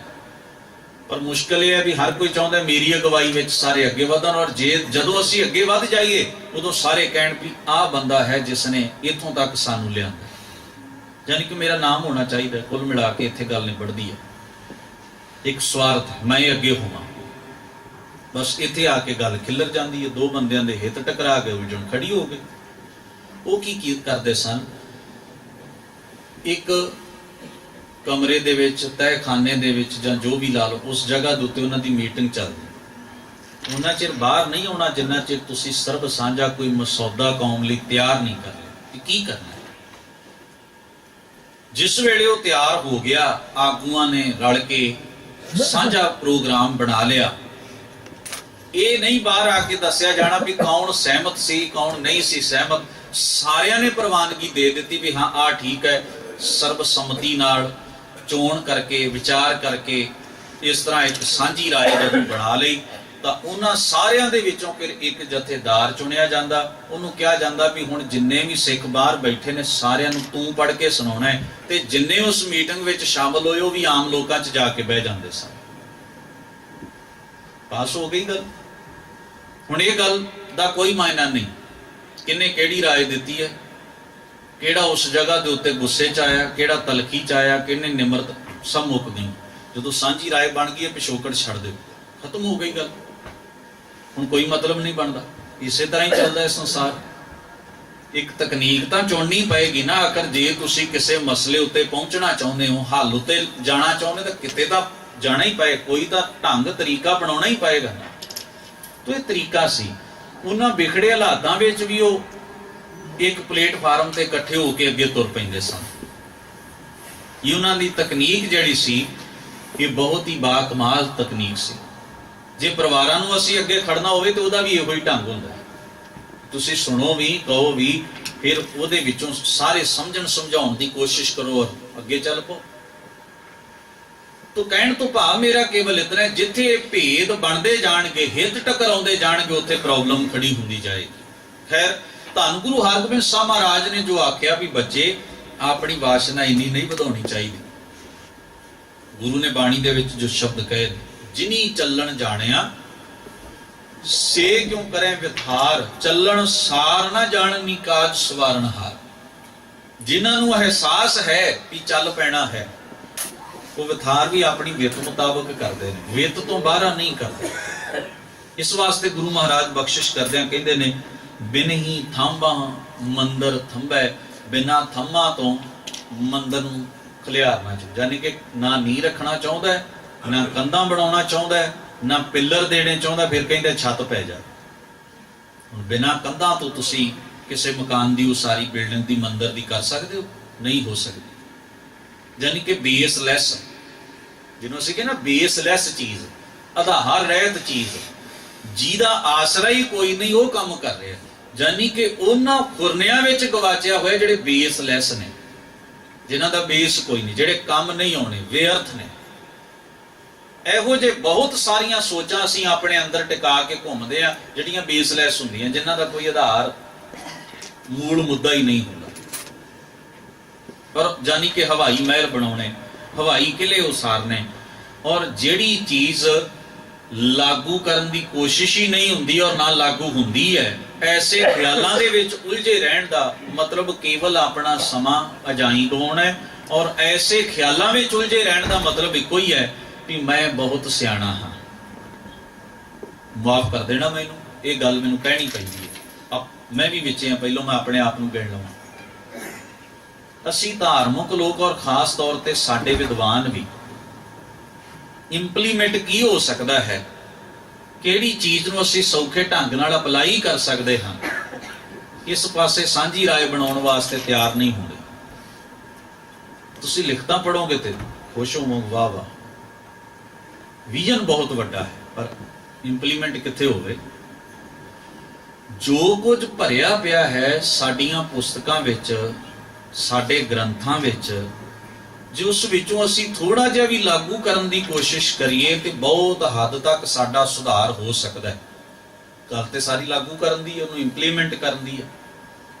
ਜਿਹੜੀ ਚੀਜ਼ ਇੰਪਲੀਮੈਂਟ ਹੀ ਨਹੀਂ ਹੁੰਦੀ, ਮੈਂ ਉਦਾਹਰਨ ਦਿੰਦਾ, ਕਿਸਾਨ ਜਿਹੜਾ ਉਹ ਬੀਜ ਬਹੁਤ ਮਹਿੰਗਾ ਤੇ ਸੁਧਰਿਆ ਵਧੀਆ ਲਿਆਉਂਦਾ, ਪਰ ਲਿਆ ਕੇ ਉਹਨੂੰ ਇੱਕ ਡੱਬੇ 'ਚ ਰੱਖ ਛੱਡਦਾ, ਬੀਜ ਦਾ ਨਹੀਂ, ਕਿ ਉਹ ਫਾਇਦਾ ਦੇਵੇਗਾ ਉਹਨੂੰ?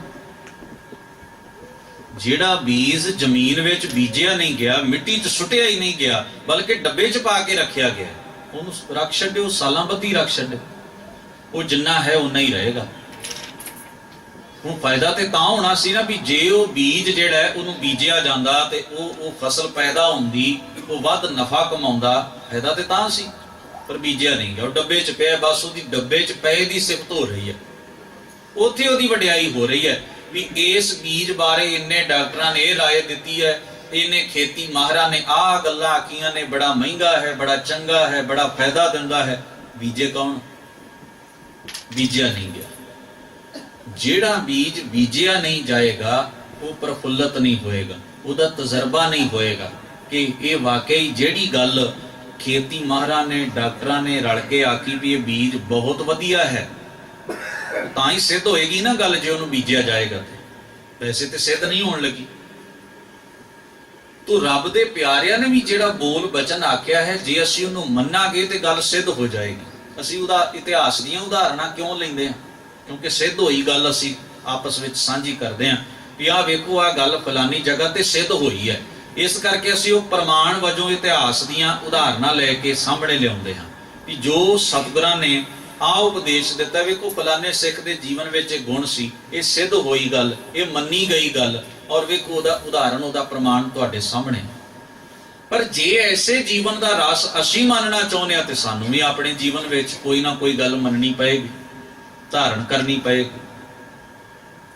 ਸੁਣ ਕੇ, ਬੋਲ ਕੇ, ਸਮਝ ਕੇ ਸਵਾਦ ਆਏਗਾ, ਪਰ ਉਹ ਜਿਹਾ ਜੀਵਨ ਵਾਲਾ ਸਵਾਦ ਨਹੀਂ ਆਏਗਾ ਜਿਹੜਾ ਉਹਨਾਂ ਨੇ ਜੀਵਿਆ ਹੈ, ਜਿਹੜਾ ਉਹਨਾਂ ਨੇ ਧਾਰਨ ਕੀਤਾ ਹੈ, ਗੁਣ ਜੀਵਨ ਵਿੱਚ ਵਸਾਏ।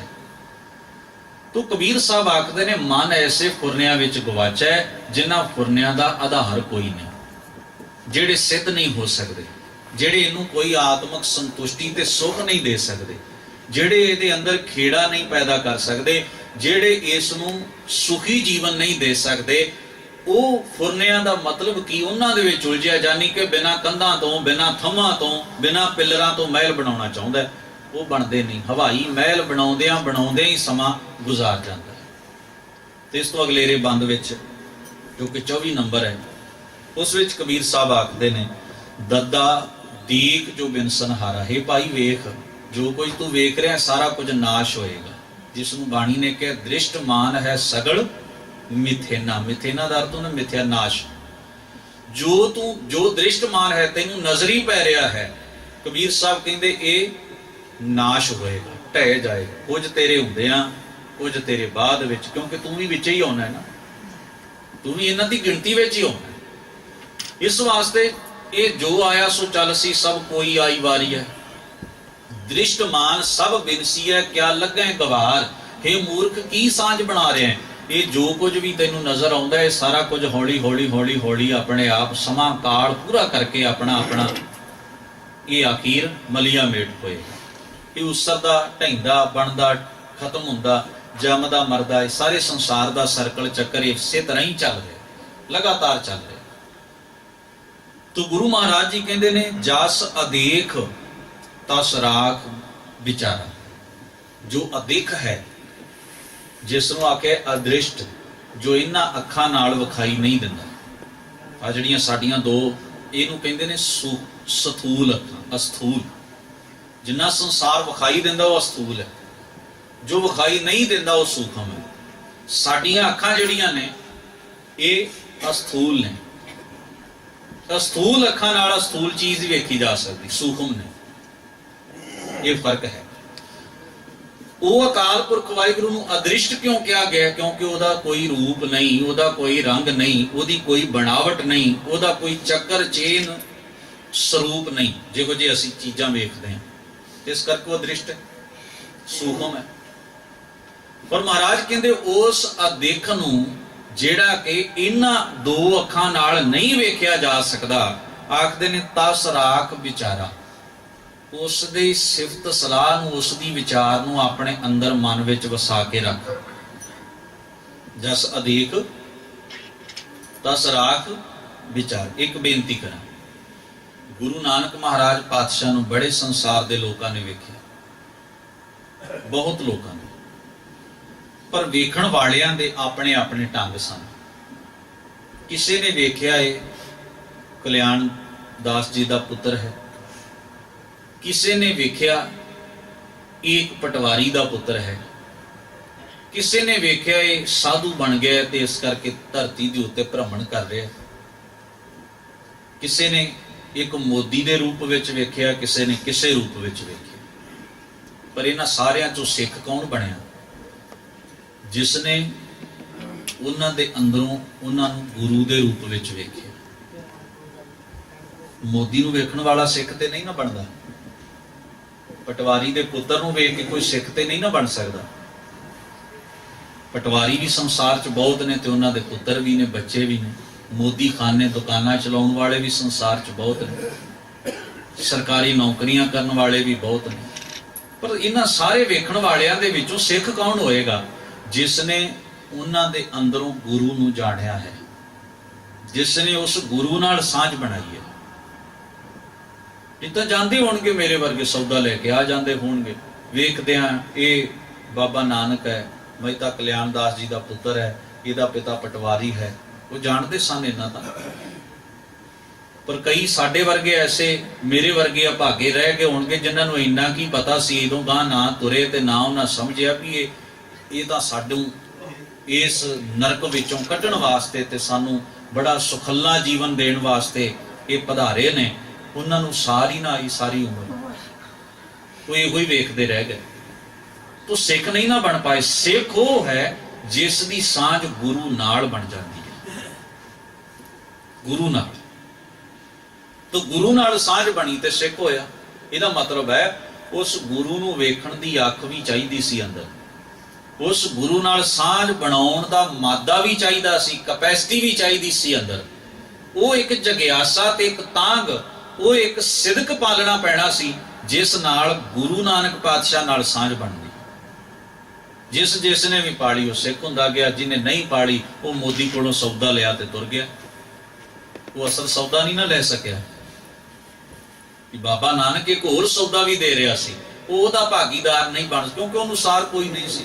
फर्क तो यह है, ਜਿਹਨੂੰ ਸਾਰ ਸੀ ਉਹਨੇ ਆਖਿਆ ਬਾਬਾ ਆ ਤੇ ਸੌਦਾ ਵੇਚਦਾ ਹੀ ਹੈ, ਹੋਰ ਵੀ ਸੌਦਾ ਚਾਹੀਦਾ ਤੇਰੇ ਕੋਲੋਂ, ਕੁਝ ਹੋਰ ਵੀ ਭੁੱਖ ਹੈ ਜਿਹੜੀ ਪੂਰੀ ਕਰਨੀ ਹੈ, ਕੁਝ ਹੋਰ ਵੀ ਲੋੜ ਹੈ ਜਿਹੜੀ ਕਿਤੇ ਉਹ ਪੂਰੀ ਨਹੀਂ ਹੋਣੀ, ਉਹ ਵੀ ਤੇਰੀ ਹੱਟ ਤੋਂ ਹੀ ਪੂਰੀ ਹੋਣੀ ਹੈ, ਉਹ ਤੇਰੀ ਸਤ ਸੰਗਤ ਦੀ ਹੱਟ ਚੋਂ ਹੀ ਉਹ ਸੌਦਾ ਮਿਲ ਸਕਦਾ।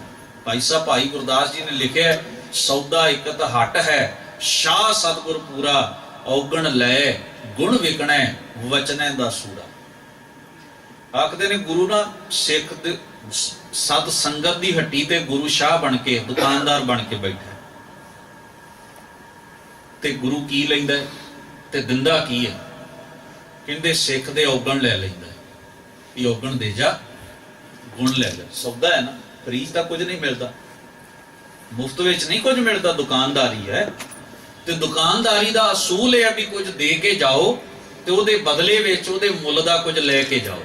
ਪਰ ਇੱਥੇ ਸੌਦਾ ਬੜਾ ਅਜੀਬ ਹੈ, ਵਿਚਿੱਤਰ ਹੈ। ਇਹ ਸੌਦਾ ਕੀ ਹੈ ਵੀ ਔਗਣ ਲੈ ਆ, ਇੱਥੇ ਛੱਡ ਜਾ, ਔਰ ਗੁਣ ਲੈ ਜਾ। ਔਗਣ ਲੈ ਗੁਣ ਵਿਕਣਾ, ਗੁਣ ਵੇਚ ਰਿਹਾ ਹੈ ਗੁਰੂ, ਗੁਣ ਵੇਚ ਰਿਹਾ। ਪਰ ਇਹਦੇ ਇਵਜ਼ ਵਿੱਚ ਗੁਰੂ ਨੂੰ ਨਾ ਕੋਈ ਵਡਿਆਈ ਦੀ ਭੁੱਖ ਹੈ, ਨਾ ਕੋਈ ਦੁਨੀਆ ਦੇ ਧਨ ਦੀ ਭੁੱਖ। ਇਹਦੇ ਇਵਜ਼ ਵਿੱਚ ਗੁਰੂ ਨੂੰ ਕੀ ਚਾਹੀਦਾ ਵੀ ਔਗਣ ਛੱਡਣਾ, ਗੁਣ ਮਿਲ ਜਾਣਗੇ। ਮੈਂ ਗੁਰੂ ਦਾ ਅਭਿਆਸ ਹੀ ਕਰਾ ਰਿਹਾ ਨਾ ਇਸ ਗੱਲ ਦਾ। ਸੋ ਮੈਂ ਬੇਨਤੀ ਇਹ ਕਰ ਰਿਹਾ ਵੀ ਜਿਸ ਨੇ ਉਸ ਨੂੰ ਜਾਣਿਆ ਹੈ, ਉਹ ਦੇਖਣ ਵਾਲੀ ਅੱਖ ਜਿਹੜੀ ਸੀ ਨਾ ਅੰਦਰ ਦੀ, ਉਹਨੂੰ ਅਸੀਂ ਕਹਿੰਦੇ ਸੁਰਤੀ ਦੇ ਨੇਤਰ, ਜਿਨ੍ਹਾਂ ਦਾ ਜ਼ਿਕਰ ਗੁਰੂ ਨਾਨਕ ਮਹਾਰਾਜ ਨੇ ਆਪਣੀ ਪਾਵਨ ਬਾਣੀ ਵਿੱਚ ਕੀਤਾ। ਲੋਇਣ ਸੁਰਤ ਕਰੇ, ਲੋਇਣ ਸੁਰਤ ਕਰੇ। ਕਿਤੇ ਫਿਰ ਵੱਖਰੇ ਵਿਸ਼ੇ ਦੀ ਵਿਚਾਰ ਹੈ ਕਿ ਗੁਰਮਤ ਨੇ ਇੱਕ ਤਾਂ ਸਾਡੇ ਅੰਗ ਨੇ ਨਾ, ਬਾਹਰੀ ਸਰੀਰ, ਹੱਥ ਨੇ, ਪੈਰ ਨੇ, ਅੱਖਾਂ ਨੇ, ਜ਼ੁਬਾਨ ਹੈ, ਕੰਨ ਨੇ। ਗੁਰੂ ਮਹਾਰਾਜ ਸੱਚੇ ਪਾਤਸ਼ਾਹ ਨੇ ਸਾਡੇ ਅੰਦਰ ਦੀ ਗੱਲ ਵੀ ਕਰਦਿਆਂ ਹੋਇਆਂ ਬੜੀ ਖੂਬਸੂਰਤ ਵਿਚਾਰ ਦਿੱਤੀ। ਅਸੀਂ ਜਦੋਂ ਇਹ ਪੰਕਤੀਆਂ ਪੜ੍ਹਦੇ ਹਾਂ ਵੀ ਚਰਨ ਚਲੋ ਮਾਰ ਗੋਬਿੰਦ, ਤੇ ਉਹ ਵੀਡੀਓ ਬਣਾਉਣ ਵਾਲੇ ਤਾਂ ਪਹਾੜੀ ਚੜ੍ਹਦਿਆਂ ਲੋਕਾਂ ਨੂੰ ਵਿਖਾ ਦੇਣ ਖੋਰੇ ਗੋਬਿੰਦ ਉੱਥੇ ਰਹਿੰਦਾ। ਤੇ ਬਚਨ ਵੀ ਗੁਰੂ ਅਰਜਨ ਸਾਹਿਬ ਦਾ ਵੇਖੋ, ਯਾਨੀ ਕਿ ਬਾਣੀ ਦੇ ਅਰਥਾਂ ਨੂੰ ਬਿਆਨ ਕਰਨ ਵੇਲੇ ਉਲਝਣ ਖੜੀ ਹੋ ਗਈ। ਬਾਣੀ ਤੇ ਉਹੋ ਹੀ ਹੈ, ਅਰਥ ਬਿਆਨ ਕਰਨ ਵੇਲੇ। ਹੁਣ ਗੁਰੂ ਅਰਜਨ ਸਾਹਿਬ ਮਹਾਰਾਜ ਜਿਸ ਗੋਬਿੰਦ ਦੀ ਗੱਲ ਕਰਦੇ ਨੇ ਉਹ ਤੇ ਅਕਾਲ ਪੁਰਖ ਹੈ, ਤੇ ਉਸ ਗੋਬਿੰਦ ਤੱਕ ਪਹੁੰਚਣ ਵਾਸਤੇ ਗੁਰੂ ਨੇ ਆਪ ਹੀ ਕਿਹਾ ਵੀ ਉਹ ਤਾਂ ਸਾਰੀ ਥਾਂ ਹੀ ਹੈ। ਜਲ ਥਲ ਮਹੀਲ ਪੂਰਿਆ ਸੁਆਮੀ ਸਿਰਜਣਹਾਰ, ਅਨੇਕ ਭਾਂਤ ਹੋਏ ਪਸਰਿਆ ਨਾਨਕ ਏਕ ਓੰਕਾਰੇ। ਵੀ ਬਚਨ ਗੁਰੂ ਅਰਜਨ ਸਾਹਿਬ ਦਾ, ਇੱਕ ਜਗ੍ਹਾ ਦੇ ਉੱਤੇ ਹੀ ਉਹ ਰਹਿੰਦਾ। ਇਹ ਤਾਂ ਬਾਣੀ ਕਿਤੇ ਵੀ ਪ੍ਰਵਾਨ ਨਹੀਂ ਹੋਈ ਗੱਲ, ਆਖੇ ਉਹ ਸਾਰੀ ਥਾਂ ਹੀ ਰਹਿੰਦਾ। ਅੰਤਰ ਬਾਹਰ ਹਰ ਪ੍ਰਭ ਏਕੋ, ਮਿਲ ਹਰ ਜਨ ਮੰਗਲ ਗਾਏ। ਹੁਣ ਉਹਦੇ ਤੱਕ ਤੁਰ ਕੇ ਜਾਣ ਦੀਆਂ ਕਦਮ ਵੀ, ਪੈਰ ਵੀ ਹੋਣੇ ਚਾਹੀਦੇ ਨੇ। ਤੇ ਗੁਰੂ ਨਾਨਕ ਸਾਹਿਬ ਨੇ ਗੱਲ ਬੜੀ ਸਪਸ਼ਟ ਕੀਤੀ, ਆਖਿਆ ਭੈ ਕੇ ਚਰਨ ਕਰ ਭਾਵ ਕੇ, ਲੋਇਣ ਸੁਰਤ ਕਰੇ ਨਾਨਕ ਕਹੈ ਸਿਆਣੀਏ ਇਮਕੰਤ ਮਿਲਾਵਾ। ਯਾਦ ਰੱਖੀ, ਜਿਸ ਗੋਬਿੰਦ ਵੱਲ ਤੂੰ ਜਾਣਾ ਉਹ ਕੋਈ ਸਰੀਰਧਾਰੀ ਨਹੀਂ ਤੇ ਕਿਸੇ ਇੱਕ ਥਾਂ ਤੇ ਨਹੀਂ ਰਹਿੰਦਾ। ਜਿਸ ਅਦੇਕ ਅਦ੍ਰਿਸ਼ਟ ਅਗੋਚਰ ਪ੍ਰਭੂ ਨੂੰ ਤੂੰ ਵੇਖਣਾ ਹੈ, ਉਹ ਇਹਨਾਂ ਬਾਹਰੀ ਅਸਥੂਲ ਅੱਖਾਂ ਦਾ ਵਿਸ਼ਾ ਨਹੀਂ, ਕਿਉਂਕਿ ਉਹ ਰੂਪ ਰੰਗ ਤੇ ਬਣਾਵਟ ਤੋਂ ਮੁਕਤ ਹੈ। ਰੂਪ ਨਾ ਰੇਖ ਨਾ ਰੰਗ ਕਿਛ ਤ੍ਰਿਹੋਂ ਗੁਣ ਤੇ ਪ੍ਰਭ ਭੈ। ਤੋ ਬਾਣੀ ਦੇ ਨੁਕਤੇ ਨੇ, ਬਾਣੀ ਵਿੱਚ ਹੀ ਬਾਣੀ ਦੇ ਅਰਥ ਮੌਜੂਦ ਨੇ। ਖੈਰ ਸਤਿਗੁਰੂ ਕਹਿੰਦੇ ਨੇ, 10ਵੇਂ ਦਵਾਰ ਕੁੰਚੀ ਜਬ ਦੀਜੈ। ਜਦੋਂ ਗੁਰੂ ਕੁੰਜੀ ਲਾ ਦਿੰਦਾ ਹੈ, ਦੋ ਸ਼ਬਦ ਬਾਣੀ ਦੇ ਵਿੱਚ ਆਏ, ਕੁੰਜੀ ਗੁਰ ਸੌਂ ਪਾਈ, ਕਿ ਗੁਰੂ ਨੂੰ ਕੁੰਜੀ ਸੌਂਪ ਦਿੱਤੀ ਹੈ ਅਕਾਲ ਪੁਰਖ ਨੇ, ਵੀ ਤੇਰੇ ਕੋਲ ਉਹ ਚਾਬੀ ਹੈ ਜਿਹਦੇ ਨਾਲ ਇਹਨਾਂ ਦੇ ਭਰਮ ਦੇ ਪਰਦੇ ਖੁੱਲ ਜਾਣਗੇ ਔਰ ਇਹ ਨਿਜ ਸਵੈ ਸਰੂਪ ਵਿੱਚ ਟਿਕ ਜਾਣਗੇ। ਇੱਕ ਹੈ ਸੰਤਨ ਹੱਥ ਰਾਖੀ ਕੁੰਜੀ, ਇਹ ਸਤ ਸੰਗੀਆਂ ਵਾਸਤੇ ਆਖਿਆ ਵੀ ਉਹ ਗੁਰੂ ਦੀ ਜਿਹੜੀ ਚਾਬੀ ਹੈ, ਉਹ ਜੇ ਸਤ ਸੰਗ ਵਿੱਚ ਆ ਜਾਈਏ ਤਾਂ ਇੱਥੇ ਆ ਕੇ ਸਾਰਿਆਂ ਨੂੰ ਹਾਸਲ ਹੋ ਜਾਂਦੀ ਹੈ। ਭਾਵ ਹੈ ਗੱਲ ਕਹਿਣ ਦਾ। ਇਸ ਵਾਸਤੇ ਗੁਰੂ ਮਹਾਰਾਜ ਨੇ ਬਖਸ਼ਿਸ਼ ਕਰਦਿਆਂ ਬਾਣੀ ਦੇ ਵਿੱਚ ਕਿਹਾ, ਕਹਿੰਦੇ ਵੀ 10ਵੇਂ ਦਵਾਰ, 10ਮ ਦਵਾਰਾ ਅਗੰਮ ਅਪਾਰਾ ਪਰਮ ਪੁਰਖ ਕੀ ਘਾਟੀ। ਕਹਿੰਦੇ ਨੇ ਉਹਦੀ ਚਾਬੀ ਜਿਹੜੀ ਹੈ ਉਹ ਗੁਰੂ ਦੇ ਕੋਲ ਹੈ। ਜਦੋਂ ਗੁਰੂ ਆਪਣੀ ਗਿਆਨ ਦੀ, ਵਿਵੇਕ ਦੀ ਚਾਬੀ ਦੇ ਨਾਲ, ਆਪਣੇ ਆਤਮ ਗਿਆਨ ਦੀ ਚਾਬੀ ਦੇ ਨਾਲ ਸਾਡੇ 10ਮ ਦਵਾਰ ਨੂੰ, ਉਸ ਕਿਵਾੜ ਨੂੰ ਖੋਲ ਦਿੰਦਾ ਹੈ, ਯਾਨੀ ਕਿ ਸਾਡੇ ਅੰਦਰ ਰੱਬੀ ਆਤਮ ਗਿਆਨ ਦਾ, ਵਿਵੇਕ ਦਾ ਚਾਨਣ ਕਰ ਦਿੰਦਾ ਹੈ। ਸਾਡੀ ਅਗਿਆਨਤਾ ਹਰੀ ਜਾਂਦੀ ਹੈ ਅਸੀਂ ਕੂੜਿਆਰੇ ਜੀਵਨ ਤੋਂ ਉੱਪਰ ਉੱਠ ਕੇ ਸਚਿਆਰੇ ਜੀਵਨ ਤੱਕ ਪਹੁੰਚ ਜਾਂਦੇ ਹਾਂ। ਆਖਦੇ ਤਉ ਦਇਆਲ ਕਉ ਦਰਸ਼ਨ ਕੀਜੈ। ਤਦੋਂ ਫਿਰ ਉਸ ਦਇਆਵਾਨ ਅਕਾਲ ਪੁਰਖ ਦੇ ਅਸੀਂ ਦਰਸ਼ਨ ਕਰਦੇ ਹਾਂ। ਉਹਦੇ ਦੀਦਾਰ, ਉਹਦਾ ਅਨੁਭਵ, ਉਹਦੀ ਸੱਤਾ ਤੇ ਹੋਂਦ ਨੂੰ ਅਸੀਂ ਹਰ ਥਾਈਂ ਮਹਿਸੂਸ ਕਰਦੇ ਹੋਏ ਉਹਦੇ ਤੋਂ ਸਦਕੇ ਜਾਂਦੇ ਹਾਂ। ਤੋ 25 ਨੰਬਰ ਬੰਦ ਵਿੱਚ ਕਹਿੰਦੇ ਨੇ, ਤੱਦਾ ਅਰਧ ਹੈ ਉਰਦ ਨਿਬੇਰਾ। ਅਰਧ ਦਾ ਅਰਥ ਹੁੰਦਾ ਹੈ ਨੀਵਾਂ। ਇਹ ਸੰਸਕ੍ਰਿਤ ਦੇ ਸ਼ਬਦ ਨੇ। ਉਰਦ ਦਾ ਅਰਥ ਹੈ ਉੱਚਾ। ਨੀਵੀਂ ਸੁਰਤ ਵਾਲਾ ਉੱਚੇ ਨਾਲ ਮਿਲ ਗਿਆ, ਭਾਵ ਉੱਚੇ ਅਕਾਲ ਪੁਰਖ ਨਾਲ ਇਹ ਨੀਵੀਂ ਸੁਰਤ ਵਾਲਾ ਮਨੁੱਖ ਗੁਰੂ ਦੇ ਉਪਦੇਸ਼ ਰਾਹੀਂ ਜਦੋਂ ਮਿਲ ਗਿਆ ਤਾਂ ਨਿਬੇਰਾ, ਇੱਕ ਪਾਸੇ ਹੋ ਗਿਆ, ਵਿਕਾਰਾਂ ਵੱਲੋਂ ਮੁਕਤ ਹੋ ਗਿਆ, ਨਿਬੇੜਾ ਹੋ ਗਿਆ, ਨਿਚੋੜ ਨਿਕਲ ਆਇਆ, ਜੀਵਨ ਸਫਲ ਹੋ ਗਿਆ। ਜਦੋਂ ਇਹ ਨੀਵੀਂ ਸੁਰਤ ਵਾਲਾ ਜੀਵ ਉਸ ਉੱਚੇ ਰੱਬੀ ਗੁਣਾ ਵਾਲੇ ਆਤਮ ਗਿਆਨ ਦੇ ਰਾਹੀਂ ਅਕਾਲ ਪੁਰਖ ਦੇ ਨਾਲ ਅਭੇਦ ਹੋ ਗਿਆ। ਤੱਦਾ ਅਰਧ ਹੈ ਉਰਦ ਨਿਬੇਰਾ। ਤੋਂ ਆਖਦੇ ਅਰਧ ਹੈ ਉਰਦਾ ਮੰਝ ਬਸੇਰਾ। ਇਸ ਨੀਵੀਂ ਸੁਰਤ ਵਾਲੇ ਮਨੁੱਖ ਦਾ ਨਾ ਜਿਹੜਾ ਨੀਵਾਂ ਹੈ, ਇਸ ਮਨੁੱਖ ਦਾ ਫਿਰ ਵਸੇਰਾ ਟਿਕਾ ਕਿਹਦੇ ਚ ਬਣ ਗਿਆ? ਰੱਬੀ ਗਿਆਨ ਵਿੱਚ। ਇਹ ਹੁਣ ਕਿਹੜੀ ਜ਼ਿੰਦਗੀ ਜੀਂਦਾ? ਰੱਬ ਨੂੰ ਪ੍ਰਵਾਨ ਹੋਈ ਜ਼ਿੰਦਗੀ ਜੀਂਦਾ। ਇਹਦੇ ਕੋਲ ਹੁਣ ਜੀਵਨ ਕਿਹੋ ਜਿਹਾ ਹੈ? ਇਹਦੇ ਕੋਲ ਉਹ ਜੀਵਨ ਹੈ ਜਿਹੜਾ ਅਕਾਲ ਪੁਰਖ ਨੂੰ ਪ੍ਰਵਾਨ ਹੈ। ਇਹਦੇ ਹੁਣ ਸਾਰੇ ਵਿਹਾਰ ਹੀ ਉਹਦੇ ਦਰ ਤੇ ਕਬੂਲ ਨੇ। ਇਹ ਹੁਣ ਜਾਨੀ ਕਿ ਰੱਬ ਵਿੱਚ ਜੀ ਰਿਹਾ ਹੈ। ਰੱਬ ਦੇ ਅਹਿਸਾਸ, ਰੱਬ ਦੇ ਗਿਆਨ, ਰੱਬ ਦੀ ਹੋਂਦ, ਰੱਬ ਦੇ ਪਿਆਰ ਵਿੱਚ ਜੀ ਰਿਹਾ ਹੈ। ਰੱਬੀ ਗਿਆਨ ਦਾ ਜੀਵਨ ਜੀ ਰਿਹਾ ਹੈ। ਔਰ ਆਖਦੇ ਨੇ ਅਰਧਾਂ ਛਾੜ ਉਰਦ ਜੋ ਆਵਾ। ਤਾਂ ਅਰਧਾ ਉਰਦ ਮਿਲਿਆ ਸੁਖ ਪਾਵਾ। ਜਦੋਂ ਨੀਵੀਂ ਅਵਸਥਾ ਨੂੰ ਛੱਡ ਕੇ, ਅਰਧਾ ਛਾੜ ਨੀਵੀਂ ਮਾਨਸਿਕ ਆਤਮਿਕ ਅਵਸਥਾ ਨੂੰ ਛੱਡ ਕੇ ਗੁਰੂ ਗਿਆਨ ਦੇ ਰਾਹੀਂ ਉਰਦ ਜੋ ਆਵਾ, ਉੱਚੇ ਅਕਾਲ ਪੁਰਖ ਵਾਹਿਗੁਰੂ ਦੇ ਗੁਣਾਂ ਵਿੱਚ, ਉਹਦੇ ਅਹਿਸਾਸ ਵਿੱਚ, ਉਹਦੇ ਅਨੁਭਵ ਵਿੱਚ ਆ ਜਾਂਦਾ ਹੈ ਇਹ ਜੀਵ। ਇਹਦੀ ਸੁਰਤ ਦਾ ਵਾਸ ਮਾਇਆ ਵੱਲੋਂ ਟੁੱਟ ਕੇ, ਵਿਕਾਰਾਂ ਵੱਲੋਂ ਟੁੱਟ ਕੇ, ਵਾਸ਼ਨਾ ਵੱਲੋਂ ਟੁੱਟ ਕੇ ਰੱਬੀ ਪਿਆਰ ਵਿੱਚ ਟਿਕ ਜਾਂਦਾ ਹੈ। ਤੋ ਕਹਿੰਦੇ ਤਉ ਅਰਧ ਹੈ ਉਰਦ ਮਿਲਿਆ। ਤੋ ਇਹ ਨੀਵੀਂ ਸੋਚ ਵਾਲਾ, ਇਹ ਵਾਸ਼ਨਾਵਾਂ ਨਾਲ ਭਰਿਆ ਹੋਇਆ, ਨੀਵੇਂ ਪੱਧਰ ਦਾ ਜੀਵਨ ਜੀਣ ਵਾਲਾ ਉਸ ਵੱਡੇ ਅਕਾਲ ਪੁਰਖ ਵਿੱਚ ਅਭੇਦ ਹੋ ਜਾਂਦਾ ਹੈ। ਸੁਖ ਪਾਵਾ। ਉੱਥੇ ਹੀ ਉਹ ਆਤਮਿਕ ਆਨੰਦ ਹੈ, ਉੱਥੇ ਹੀ ਉਹ ਆਤਮਿਕ ਸੁਖ ਹੈ ਜਿਹੜਾ ਦੁਬਾਰਾ ਫਿਰ ਕਦੇ ਖਤਮ ਨਹੀਂ ਹੋਣਾ। ਉਹ ਸਦੀਵ ਕਾਲੀ ਸੁਖ, ਸਦੀਵ ਕਾਲੀ ਆਨੰਦ ਜਿਹੜਾ ਇਸ ਨੂੰ ਪ੍ਰਾਪਤ ਹੁੰਦਾ ਹੈ। ਜਿਹਨੂੰ ਕਹਿ ਨਾ ਬਾਣੀ ਚ ਧੰਨ ਗੁਰੂ ਅਮਰਦਾਸ ਮਹਾਰਾਜ ਨੇ, ਮੇਰੀ ਸੇਜੜੀ ਹੈ ਅਡੰਬਰ ਬਣਿਆ। ਅੱਗੇ ਸ਼ਬਦ ਪੜੋ, ਮਨ ਚਾਉ ਭਇਆ। ਮਨ, ਸਾਡੇ ਚਾਹ ਤੇ ਮੁੱਕ ਵੀ ਜਾਂਦੇ ਨੇ। ਹੁਣ ਚਾਹ ਵਿੱਚ ਹਾਂ ਪਤਾ ਨਹੀਂ ਘੜੀ ਕੁ ਨੂੰ ਇਹ ਉਤਸ਼ਾਹ ਰਵੇ ਕਿ ਨਾ ਰਵੇ। ਖਿਨ ਤੋੜਾ ਖਿਨ ਮਾਸਾ ਵਾਲੀ ਗੱਲ ਸਾਡੀ ਬਣਦੀ ਰਹਿੰਦੀ ਹੈ। ਇਹ ਉਤਸ਼ਾਹ, ਇਹ ਚਾਹ, ਇਹ ਖੁਸ਼ੀ, ਇਹਨੂੰ ਬੜੀ ਛੇਤੀ ਹਨਨ ਵੀ ਹੋ ਜਾਂਦੀਆਂ ਨੇ, ਇਹ ਦੁੱਖਾਂ ਵਿੱਚ ਬਦਲ ਜਾਂਦੀਆਂ ਨੇ। ਪਰ ਉਹ ਜਿਹੜਾ ਮਨ ਚਾਉ ਭਇਆ ਪ੍ਰਭ ਆਵਤ ਸੁਣਿਆ, ਹਰ ਗਾਉ ਮੰਗਲ ਨਿਤ ਸਖੀਏ ਸੋਗ ਦੁੱਖ ਨਾ ਵਿਆਪੇ।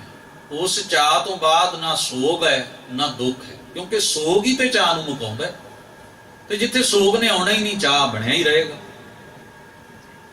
ਇਸ ਵਾਸਤੇ ਸਤਿਗੁਰੂ ਪਾਤਸ਼ਾਹ ਕਹਿੰਦੇ ਨੇ ਇਸ ਤੋਂ ਅਗਲੇ ਬੰਦ ਵਿੱਚ, ਨੰਨਾ ਨਿਸ ਦਿਨ ਨਿਰਖਤ ਜਾਈ।